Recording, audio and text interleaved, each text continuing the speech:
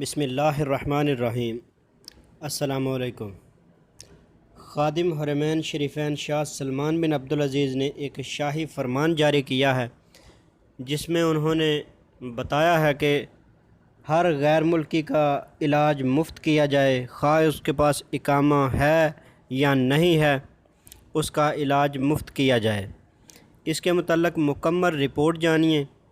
اس سے پہلے اگر آپ نے اس چینل کو سبسکرائب نہیں کیا تو کائنڈلی سبسکرائب کر لیں۔ خادم حرمین شریفین شاہ سلمان بن عبدالعزیز نے ہدایت کی ہے کہ سعودی شہریوں کے علاوہ ملک میں قانونی اور غیر قانونی طور پر مقیم تارکین کو بھی کرونا کا مفت علاج فراہم کیا جائے۔ سبق ویب سائٹ کے مطابق وزیر صحت ڈاکٹر توفیق الربیع نے کہا ہے کہ شاہ سلمان نے شہریوں اور اقامہ ہولڈر غیر ملکیوں کے علاوہ ان تارکین کو بھی کرونا کا مفت علاج فراہم کرنے کی ہدایت کی ہے جن کا سعودی عرب میں قیام غیر قانونی ہے، یعنی جن کے پاس اقامہ نہیں ہے یا اقامہ ختم ہو چکا ہے۔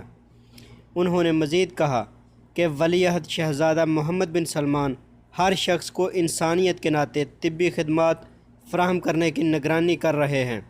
سعودی وزیر صحت کے مطابق کرونا وائرس کے انسداد کے لیے تمام حکومتی اداروں میں ہم آہنگی ہے۔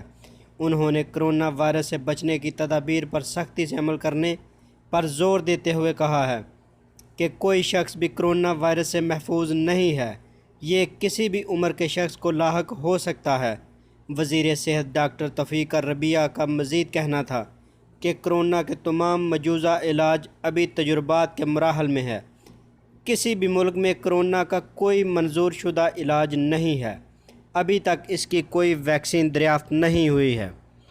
یہ صرف اور صرف افواہیں ہیں کہ کسی ملک نے اس کا علاج کوئی دریافت کر لیا ہے۔ تو اگر آپ کو میری یہ ویڈیو پسند آئے تو اسے لائک اور شیئر ضرور کیجیے گا۔ تو ملتے ہیں کسی نیکسٹ اپڈیٹ کے ساتھ، تب تک کے لیے اللہ حافظ۔